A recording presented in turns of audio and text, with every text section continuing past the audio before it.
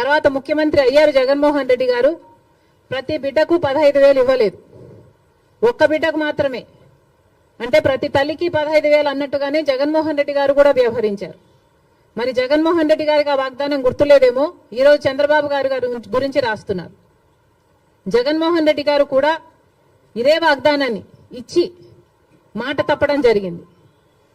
తల్లికి 15,000 అని అనకుండా ఆ రోజు బిడ్డకు ఎంతమంది బిడ్డలుంటే అంతమంది బిడ్డలకు 15,000 ఇస్తాము అని తాను చెప్పడమే కాదు, జగన్మోహన్ రెడ్డి గారి తరఫున క్యాంపెయిన్ చేసిన నేను కూడా, నాతో కూడా అదే వాగ్దానమే చెప్పించారు. ఆ రోజుల్లో నేను కూడా జగన్మోహన్ రెడ్డి గారు ఈ పథకాన్ని అమలు చేస్తారు అని నమ్మి బాయ్ బాయ్ బాబు క్యాంపెయిన్ లో నేను కూడా ప్రచారం చేయడం జరిగింది. కానీ జగన్మోహన్ రెడ్డి గారు ముఖ్యమంత్రి అయిన తర్వాత అమ్మఒడి పథకం కింద కేవలం ఒక బిడ్డకు మాత్రమే ఇవ్వడం జరిగింది.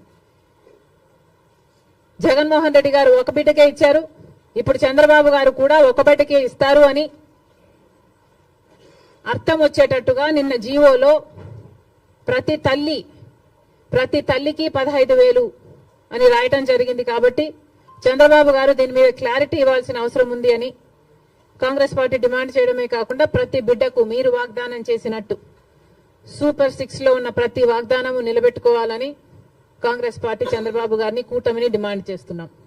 ఇప్పుడు షర్మిల గారు ఎక్కడున్నారు, ఏ పార్టీలో ఉన్నారు? సొంత పార్టీయా? కాంగ్రెస్ పార్టీ. కాంగ్రెస్ పార్టీ తెలుగుదేశానికి వ్యతిరేకమా అనుకూలమా? వ్యతిరేకమే కదా.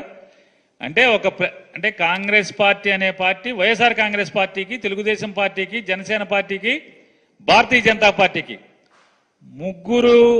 నలుగురికి వ్యతిరేకంగా రాజకీయాలు చేసేటువంటి పార్టీలో ఉన్నటువంటి షర్మిల గారు అనే ఆవిడ భారతీయ జనతా పార్టీ కలిసి ఉన్న ప్రభుత్వాన్ని వెనకేసుకొస్తూ ఒక ప్రతిపక్షంలో ఉన్నటువంటి పార్టీని గురించి డిఫెండ్ చేస్తూ, భారతీయ జనతా పార్టీ ప్రభుత్వాన్ని డిఫెండ్ చేస్తూ, వెనకేసుకొస్తూ, సమర్థిస్తూ, అధికారంలో లేనటువంటి ప్రతిపక్షంలో ఉన్నటువంటి ఒక రాజకీయ పార్టీని విమర్శించే స్థితిలో ఉందంటే ఆవిడ ఎవరి కోసం, ఎందుకోసం రాజకీయాలు చేస్తుంది?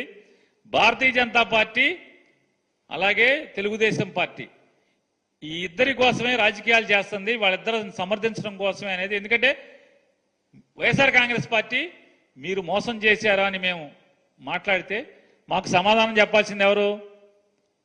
కూటమిలో ముగ్గురు ఎవడొకటి సమాధానం చెప్పాలి. వాళ్ళ కూటమి ఎవరు సమాధానం చెప్పకుండా కాంగ్రెస్ పార్టీ మాకు సమాధానం చెప్తుందంటే, కాంగ్రెస్ పార్టీ మమ్మల్ని విమర్శిస్తూ భారతీయ జనతా పార్టీ, తెలుగుదేశం పార్టీ ప్రభుత్వాన్ని సమర్థిస్తుందంటే ఇక మీరు ఆ రాజకీయాలు ఏ స్థాయికి దిగజారి ఉన్నాయో, ఆ పార్టీ ఏ స్థాయికి దిగజారి రాజకీయాలు చేస్తాం. ఇక నేనేం సమాధానం చెప్పాల్సిన పని లేదు.